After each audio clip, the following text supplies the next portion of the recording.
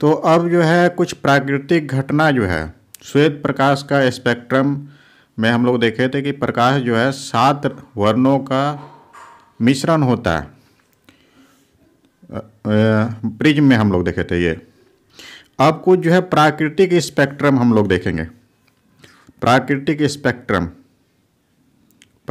Spectrum जैसे कि हम लोग प्रिज्म में प्राप्त किए थे श्वेत रंग का 7 वर्ण, उसी तरह से इंद्रधनुष से हम लोग परिचित हैं।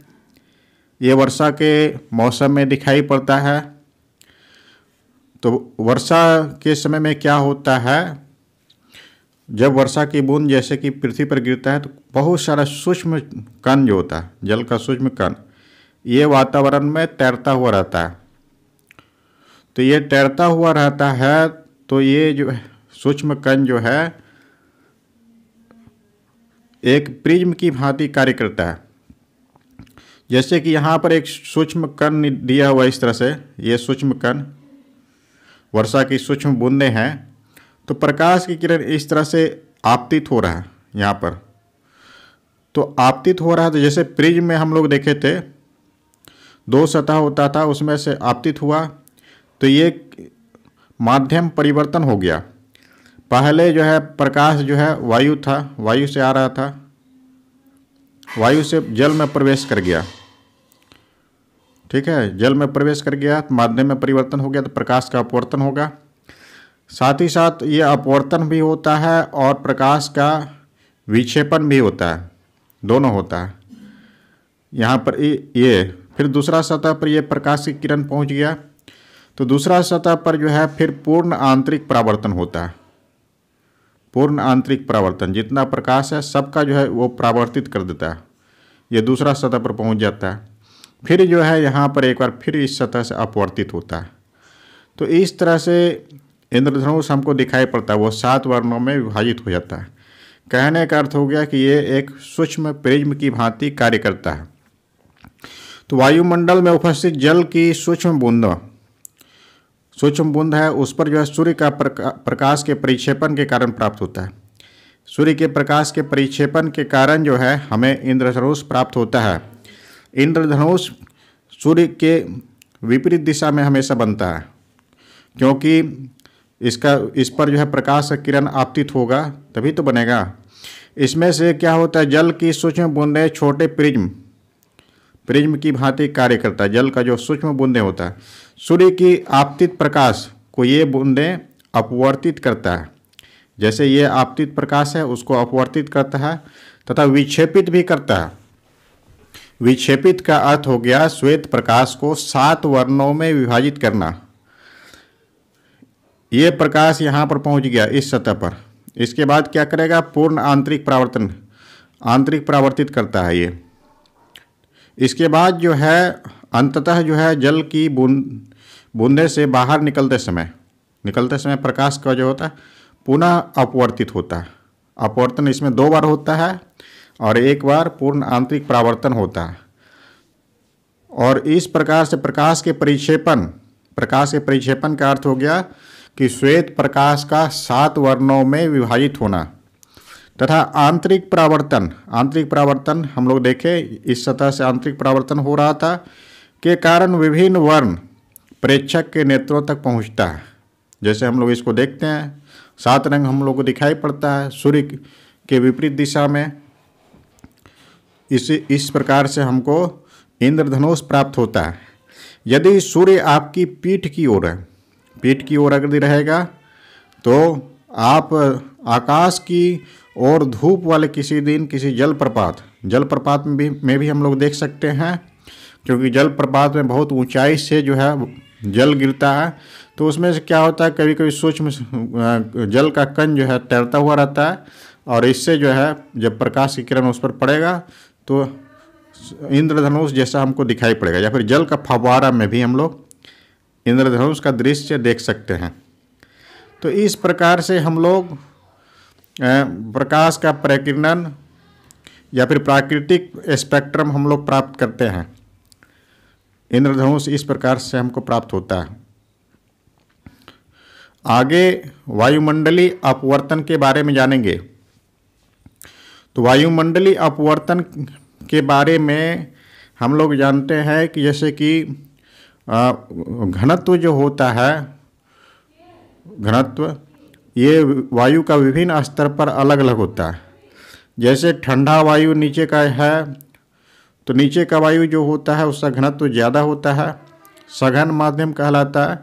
और जैसे जैसे हम लोग ऊपर की ओर जाते हैं कम घनत्व वाला गैस पाया जाता है, जैसे कि हाइड्रोजन हो गया या फिर हीलियम हो गया, इस तरह का गैस ऊंचाई पर पाया जाता है। और नीचे जो होता है वो ऑक्सीजन जैसे भारी गैस जो होता है वो पाया जाता है। तो एक तरह से माध्यम हवा ही है, लेकिन फिर भी घनत्व के आधार पर उसका माध्यम परिवर्तित हो जाता है। तो जैसे कि आग जो होता है, आग या भट्टी किसी ऊष्मीय विकिरण के ऊपर उठती हुई गर्म वायु क्या होता है, ये ठंडा होता है, इसीलिए ये ऊपर की ओर जाता है। प्रवाह में धूल कणों के आभासी, अनियमित और स्थिर गति तरह झिलमिलाहट, इस तरह से हम लोग देखे हैं कि जब जो है आग कहीं है या भट्टी है किसी ऊष्मीय विकिरण से, जब धुआं ऊपर की ओर निकलता है तो ये इस तरह से हमको मार्ग दिखाई पड़ता है। तो आग के तुरंत ऊपर की वायु जो है अपने ऊपर की वायु की तुलना में अधिक गर्म होता है। आग के तुरंत ऊपर, ठीक है, और ये ऊपर की वायु की तुलना में अधिक गर्म होता है। गर्म के साथ में क्या होता है, ये हवा वायु जो होता है धुआं वाला ये थोड़ा सा हल्का भी होता है। तो वायु ऊपर अपने ऊपर की ठंडी वायु की तुलना में, ऊपर जो है इसका वायु है जो ठंडा वायु है उसके तुलना में हल्का और कम सघन होता है। सघन इसका कम होता है। तो सघन माध्यम कम सघन होगा तो उसमें से प्रकाश का वेग जो है वो ज़्यादा होगा। प्रकाश का वेग ज़्यादा होने से क्या होता है, उसका अपवर्तनांक कम हो जाता है। तो इसका अपवर्तनांक जो है कम होगा, जो गर्म वायु जो है जो ऊपर की ओर है जा रहा है वो उसका ठंडी वायु की अपेक्षा। तो क्योंकि अपवर्तक माध्यम की, तो इसमें से कहा गया है अपवर्तक माध्यम जैसे वायु है, वायु की भौतिक अवस्थाएं स्थिर नहीं होता है। जैसे हम लोग देखें कि जैसे ऊपर की वायु जो होता है वो विरल होता है, नीचे का वायु जो होता है वो सघन होता है। तो इस तरह से इसकी भौतिक अवस्थाएं जो होता है स्थिर नहीं होता है।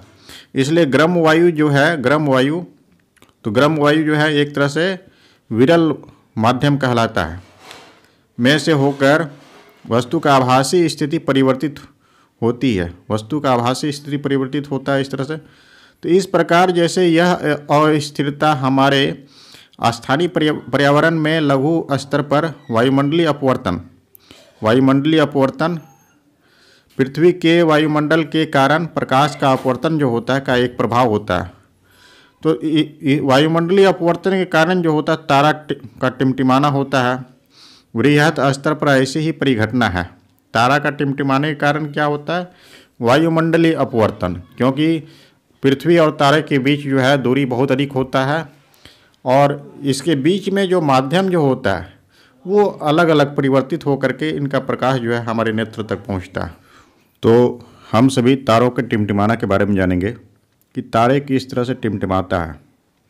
तो सबसे पहले तारों के प्रकाश के वायुमंडलीय अपवर्तन के कारण ही तारे टिमटिमाता हुआ प्रतीत होता है।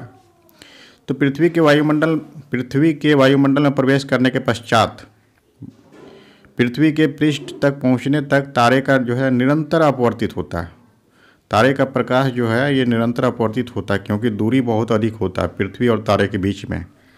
तो इसका मार्ग जो है हमेशा परिवर्तित होते रहता है क्योंकि वायु का माध्यम जो है अलग अलग होते रहता है। तो इसमें से कहा है वायुमंडलीय अपवर्तन उसी माध्यम में होता है। वायुमंडलीय अपवर्तन हम लोग जानते हैं उस माध्यम में होता है जिसका क्रमिक परिवर्ती अपवर्तनांक हो। अपवर्तनांक में परिवर्तन होता है तभी जो है इसमें से वायुमंडलीय अपवर्तन होता है, क्योंकि वायुमंडल जो है तारे के प्रकाश को अभिलंब की ओर झुका देता है। अभिलंब की ओर कब झुकता है, जब प्रकाश की किरण विरल माध्यम से सघन माध्यम में जाता है तो वो अभिलंब की ओर झुक जाता है। तो जैसे जैसे हम लोग पृथ्वी से ऊपर की ओर जाते हैं, हवा वायु का जो माध्यम जो होता है वो विरल माध्यम होता है। जैसे जैसे हम लोग पृथ्वी की ओर आते हैं तो हवा का माध्यम जो होता है वो सघन होता है। पृथ्वी के सतह के निकट का वायु जो होता है ज़्यादा सघन होता है। तो सघन माध्यम में प्रकाश का वेग कम हो जाता है। अगर यदि प्रकाश का वेग अगर यदि कम होता है तो अपवर्तनांक उसका क्या होगा, अधिक हो जाएगा। क्योंकि अपवर्तनांक हम लोग पढ़े थे, अपवर्तनांक जो होता है n से अगर दर्शाते हैं, n से अपवर्तनांक n से दर्शाएंगे, n इक्वल टू c/v होता है, c/v, n equal to c/v अपवर्तनांक इक्वल टू, मतलब कि निर्वात में प्रकाश का वेग और माध्यम में प्रकाश का वेग। तो माध्यम में अगर यदि प्रकाश का वेग अधिक होगा तो उसका अपवर्तनांक कम हो जाएगा।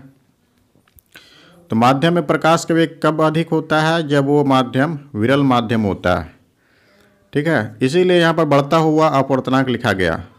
जैसे जैसे हम लोग पृथ्वी की ओर आते हैं तो इसका अपवर्तनांक बढ़ते जाता है।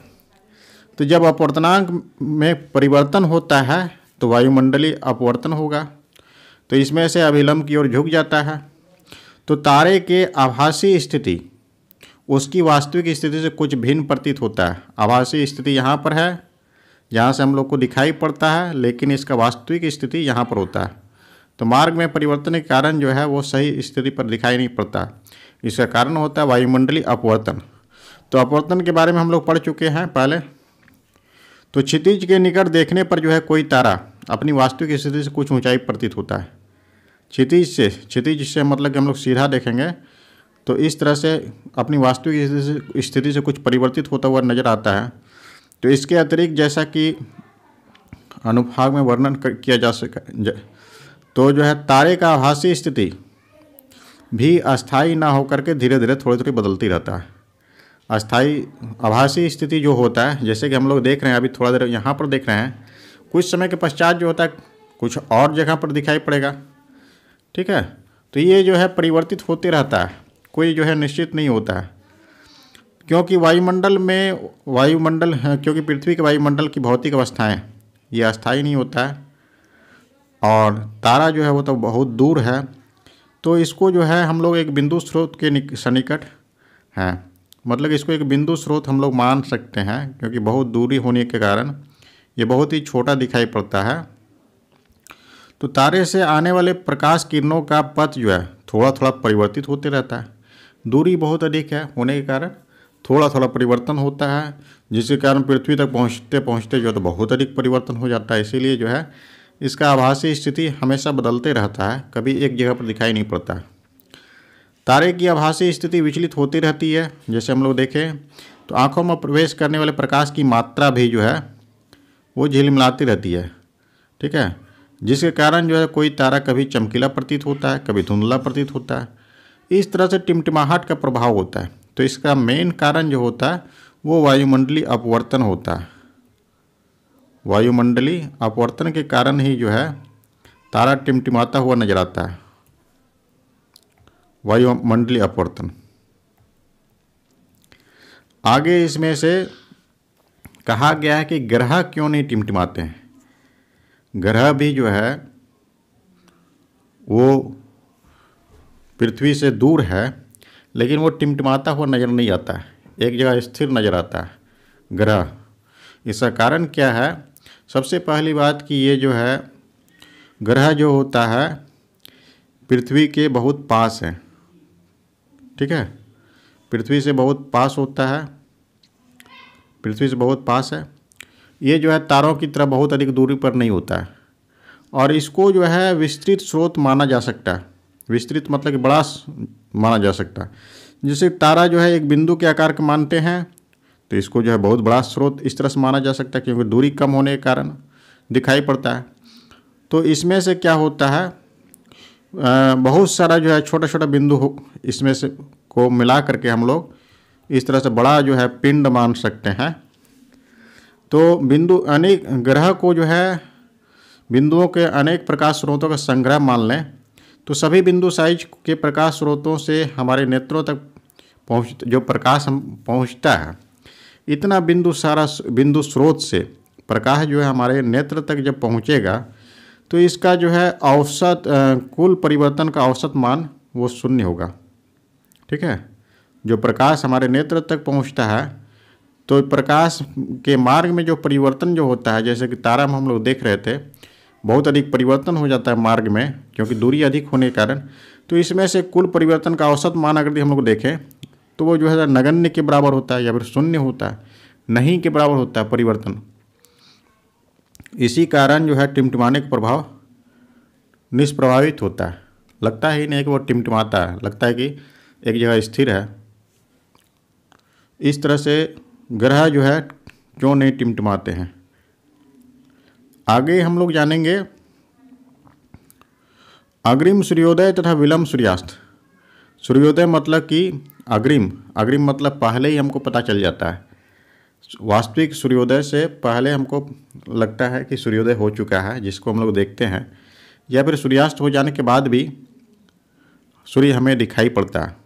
ये भी वायुमंडलीय अपवर्तन के कारण ही ऐसा होता है।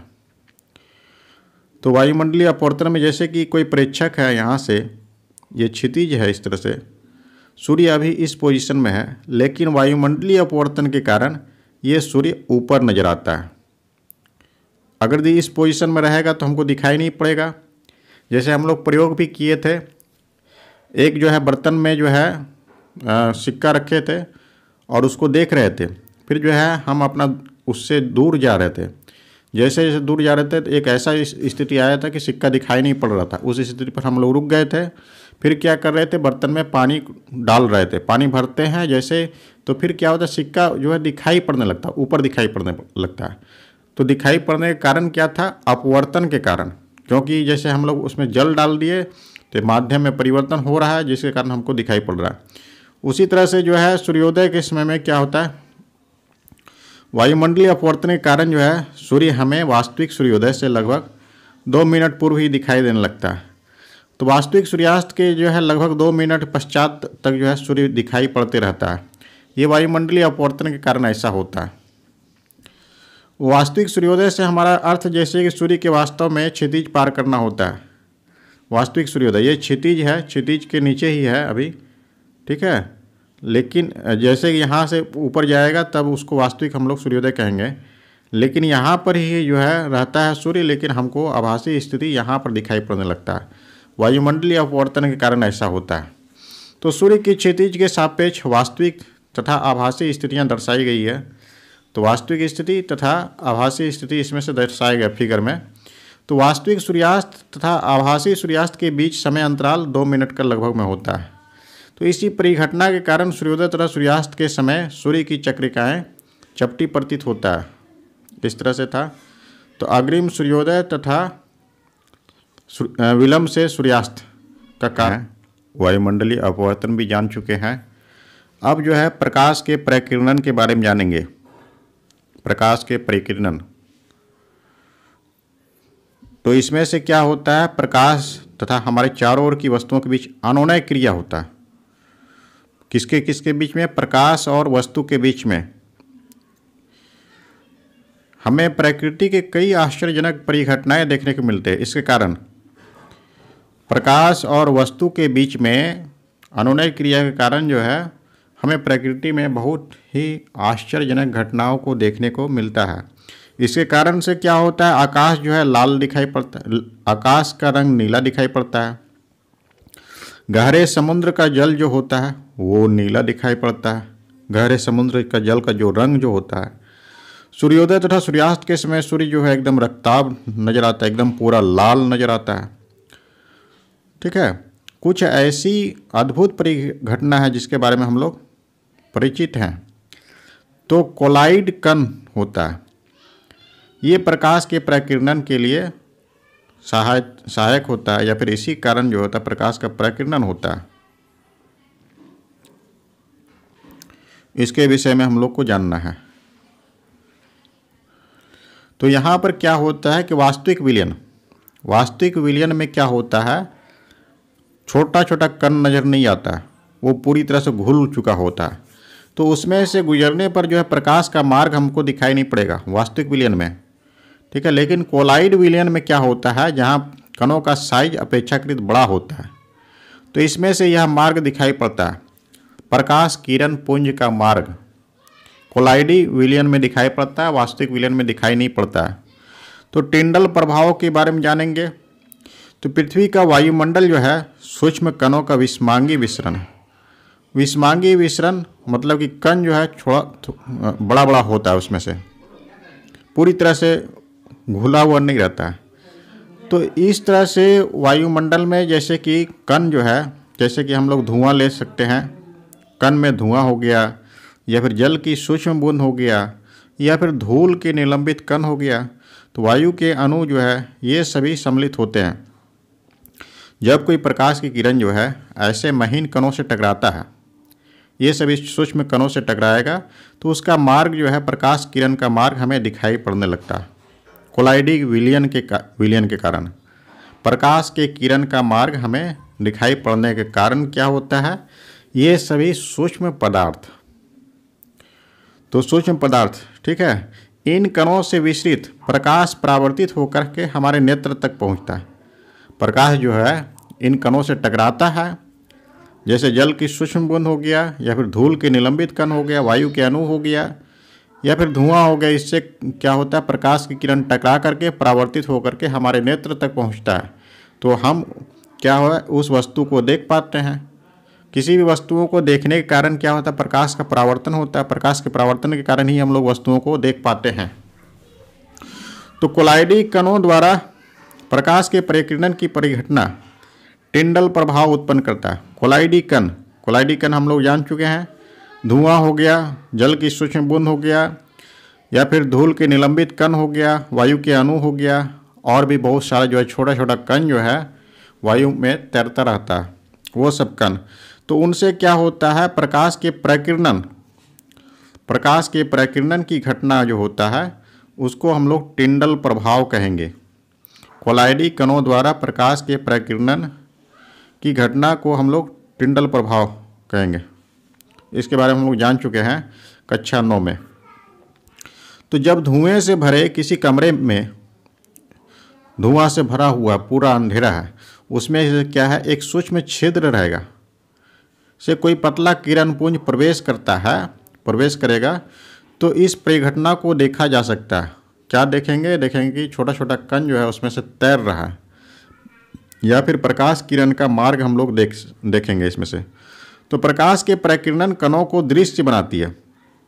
प्रकाश के प्रकीर्णन के कारण ही जो होता है कणों को दृश्य बना रहा है, मतलब कि प्रकाश उससे जा कर के टकराता है और फिर जो है आपतित होता है उस कण पर, और फिर जो है उससे परावर्तित होकर के हमारे नेत्र तक पहुंचता है, जिसके कारण हम जो है कण को देख पाते हैं। तो किसी घने जंगल जो है वितान जो होता है, सूर्य का प्रकाश गुजरता है, सूर्य का प्रकाश इसमें गुजरता है, तो क्या होता है कि टिंडल प्रभाव को देखा जा सकता है। टिंडल प्रभाव को हम लोग देख सकते हैं। जंगल में क्या होता है, कुहासे की सूक्ष्म बूंदें रहता है, ये सभी क्या करते हैं, प्रकाश को प्रकीर्णित कर देता है। तो आगे इसमें से है प्रकीर्णित जो है प्रकाश का वर्ण मतलब रंग, और प्रकीर्णित प्रकाश जो कि परावर्तित होकर के हमारे नेत्र तक पहुंचता है। तो करने वाले कणों का साइज पर निर्भर करता है। कण के साइज पर ये वर्ण जो होता है वो निर्भर करेगा। अत्यंत सूक्ष्म कण रहेगा तो नीले प्रकाश को प्रकीर्णित करेगा। सूक्ष्म कण, छोटा छोटा जो कण जो होता है, जबकि बड़ा जो कण जो होता है ये अधिक तरंगधैर्घ्य के प्रकाश, अधिक तरंगधैर्घ्य का प्रकाश कहने का अर्थ हो गया लाल प्रकाश जो होता है इसका तरंगधैर्घ्य अधिक होता है, और जबकि बैगनी प्रकाश जो होता है उसका तरंगधैर्घ्य कम होता है, जैसे कि हम लोग पढ़े थे। तो यदि प्रकीर्णन करने वाले कणों का साइज बहुत अधिक है तो प्रकीर्णित प्रकाश श्वेत भी हो जाता है। अगर यदि बहुत बड़ा साइज रहेगा तो जो प्रकाश प्रकीर्णित होता है वह श्वेत भी हो सकता है। श्वेत मतलब कि 7 कलर का हो जाएगा, उसमें से किसी भी एक कलर का हमको दिखाई नहीं पड़ेगा। अब इसमें से है स्वच्छ आकाश का रंग नीला क्यों होता है। जैसे हम लोग देखते हैं स्वच्छ आकाश का रंग नीला क्यों हो रहा है। तो वायुमंडल में वायु का अणु हो गया, सूक्ष्म कण हो गया, या फिर जो है जल का कण हो गया, या फिर कुहासा हो गया। इस तरह से साइज जो है दृश्य प्रकाश की तरंगदैर्घ्य के प्रकाश, दृश्य प्रकाश के तरंगदैर्घ्य के प्रकाश की अपेक्षा, ठीक है, नीले वर्ण की ओर के कम तरंगदैर्घ्य के प्रकाश को प्रकीर्णित करने में अधिक प्रभावी होता है। ठीक है, तो वायु के अणु हो गया या फिर सूक्ष्म कण, जैसे हम लोग देखें सूक्ष्म कण जो होता है कम तरंगदैर्घ्य के प्रकाश को प्रकीर्णित करता है। तो लाल वर्ण के प्रकाश के तरंगदैर्घ्य, ठीक है, इसका तरंगदैर्घ्य बहुत अधिक होता है। लाल रंग के प्रकाश के तरंगदैर्घ्य कह रहा है नीले का जो है लगभग में 1.8 गुना होता है।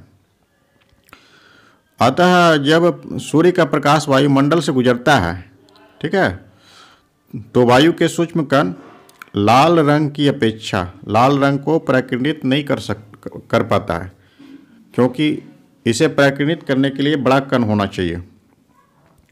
तो नीले रंग जो है छोटी तरंगदैर्घ्य की प्रकाश को जो है वर्ण को अधिक प्रबलता से प्रकीर्णित करता है। ठीक है, तो प्रकीर्णित हुआ नीला प्रकाश, जो प्रकाश प्रकीर्णित नीला प्रकाश जो है हमारे नेत्रों में प्रवेश करता है। यदि पृथ्वी पर वायुमंडल ना होता तो कोई प्रकीर्णन ना हो पाता। वायुमंडल के कारण ही प्रकाश का प्रकीर्णन हो पाता है। तब आकाश जो है काला प्रतीत होता है। अत्यंत ऊंचाई पर उड़ते हुए यात्रियों को आकाश काला प्रतीत होता है, अंतरिक्ष में अत्यंत ऊंचाई पर, क्योंकि वहाँ पर वायुमंडल नहीं पाया जाता है, इसीलिए प्रकाश का प्रकीर्णन नहीं होता है और नीला प्रकाश प्रकीर्णित नहीं हो पाता है और हमारे नेत्र तक नहीं पहुँचता है। प्रकाश का प्रकीर्णन सुस्पष्ट नहीं दिखाई पड़ता है अधिक ऊंचाई पर। आगे है इसमें से खतरे का सिग्नल जो है लाल क्यों होता है। तो हम लोग देखें अभी कि लाल वर्ण का जो है प्रकीर्णन नहीं हो पाता है, इसको प्रकीर्णन करने के लिए बड़ा कण होना चाहिए। तो सूर्य देखा कि खतरे का सिग्नल लाल होता है, तो लाल रंग जो है कुहरे हुआ या फिर धुआं हो गया से सबसे कम प्रकीर्णित होता है, इसीलिए यह दूर से देखने पर भी लाल ही दिखाई पड़ता है, क्योंकि इसका प्रकीर्णन नहीं होता है। इसका तरंगदैर्घ्य जो होता है वो बहुत अधिक होता है, लगभग में नीला रंग का तरंगदैर्घ्य की अपेक्षा 1.8 गुना होता है। तो इसमें से आगे हम लोग पढ़ चुके हैं। तो नेत्र लेंस जो होता है उसकी नेत्र की क्षमता, जिसके कारण वह जो है अपनी फोकस दूरी को समायोजित करता है। नेत्र की क्षमता जिसके कारण वह फोकस दूरी को समायोजित करता है और जिस दूरस्थ वस्तु को फोकसित कर लेता है, इसको हम लोग नेत्र की सामंजन क्षमता कहते हैं। नेत्र के सामंजन क्षमता के कारण ही जो है नेत्र विभिन्न फोकस दूरियों को समायोजित करता है और दूरस्थ वस्तुओं को फोकसित कर लेता है। इस गुण को हम लोग नेत्र का सामंजन क्षमता कहेंगे। अगला है वह अल्पतम दूरी जिस पर वस्तु जो है वस्तु को नेत्र बिना तनाव के सुस्पष्ट रूप से देख सकता है। अल्पतम दूरी, ठीक है, अल्पतम दूरी वो है 25 सेंटीमीटर, उसको निकट बिंदु हम लोग कहते हैं। वह अल्पतम दूरी जिस पर रखी वस्तु को नेत्र बिना किसी तनाव के सुस्पष्ट देख सकता है, उस निकट बिंदु अथवा सुस्पष्ट दर्शन की अल्पतम दूरी। तो सामान्य दृष्टि के लिए वयस्क के लिए जो है यह दूरी 25 सेंटीमीटर होता है। तो दृष्टि के कुछ दोष जो है, जैसे हम लोग पढ़े थे, निकट दृष्टि दोष, दीर्घ दृष्टि दोष, जरा दूरदर्शिता। तो निकट दृष्टि दोष में क्या होता है, जैसे कि हम लोग देखें कि मानव नेत्र का जो है दूर बिंदु अनंत होता है। तो इस दोष से पीड़ित जब व्यक्ति होता है तो उसका ये दूर बिंदु अनंत नहीं होकर के नेत्र के पास हो जाता है, जिसके कारण वस्तु का प्रतिबिंब जो है दृष्टि पटल पर नहीं बना करके दृष्टि पटल के पहले ही बना देता है। तो इस दोष को दूर करने के लिए एक अपसारी लेंस का आवश्यकता ज़रूरत होता है। तो अपसारी लेंस को हम लोग अवतल लेंस भी कहते हैं। तो ये क्या करता है, उसको किरण को फैला करके दृष्टि पटल पर बना देता है। अवतल लेंस के द्वारा संशोधित किया जाता है। तो दीर्घ दृष्टि दोष या फिर दूरदर्शिता जो है, इसमें से क्या होता है, वस्तु देख सकता है लेकिन निकट का वस्तु वो नहीं देख पाता है। तो 25 सेंटीमीटर जो है अल्पतम दूरी जो जिस पर होता है, जिस पर हम लोग उस पर वस्तु को रखेंगे तो उसका प्रतिबिंब जो है दृष्टि पटल के पीछे बनाएगा, पीछे बनाता है। तो इस दोष को दूर करते हैं हम लोग उत्तल लेंस द्वारा संशोधित किया जाता है। तो वृद्धावस्था में नेत्र की सामंजन क्षमता घट जाता है। घट जाने से क्या होगा, वो फोकस दूरी को समायोजित नहीं कर पाता है और दूरस्थ वस्तुओं को फोकसित नहीं कर पाता है। तो श्वेत प्रकाश का जो है, श्वेत प्रकाश इसके अवयवी वर्णों का विभाजन जो है उसको हम लोग विक्षेपण कहते हैं, वर्ण विक्षेपण जो हम लोग पढ़ रहे थे। तो प्रकाश के प्रकीर्णन के कारण जो है आकाश का रंग नीला दिखाई पड़ेगा। सूर्योदय तथा सूर्यास्त के समय सूर्य रक्ताभ प्रतीत होता है। तो कुछ इसमें से क्वेश्चंस है उसको हम लोग देख रहे हैं। तो मानव नेत्र अभिनेत्र लेंस की फोकस दूरी को समायोजित करके विभिन्न दूरियों पर रखी वस्तुओं को फोकसित कर सकता है। ऐसा हो पाने का कारण क्या होता है, जरा दूरदर्शिता, ये एक प्रकार का दोष है। सामंजन क्षमता जो इसको हम लोग कहेंगे। निकट दृष्टि दोष, ये आँख में दोष होता है, ये नहीं होगा। दीर्घ दृष्टि दोष के बारे में हम लोग देखें, ये भी नहीं होता, तो उसको हम लोग सामंजन क्षमता कहते हैं। तो मानव नेत्र के किसी वस्तु का प्रतिबिंब बनाता है, जिस भाग पर वस्तु का प्रतिबिंब बनाता है उसको हम लोग दृष्टि पटल कहते हैं, दृष्टि पटल कहेंगे। तीसरा नंबर जो है अल्पतम दूरी जो है मानव नेत्र का सामान्य दूरी दृष्टि के वयस के सुदर्शन के लिए सुस्पष्ट दर्शन के लिए अल्पतम दूरी वो 25 सेंटीमीटर होता है, 25 सेंटीमीटर। अगला क्वेश्चन चौथा नंबर में, तो अभिनेत्र लेंस की फोकस दूरी को परिवर्तित किया जाता है। तो ये पुतली के द्वारा प्रकाश की मात्रा को नियंत्रित किया जाता है। और दृष्टि पटल पर क्या होता है, वस्तु का प्रतिबिंब बनता है किसी भी वस्तु का, तो पश्चमाभी पेशियाँ के द्वारा जो है नियंत्रित किया जाता है। परितारिका के द्वारा जो है पुतली का साइज को नियंत्रित किया जाता है। तो पश्चमाभी के द्वारा जो है अभिनेत्र लेंस की फोकस दूरी को समायोजित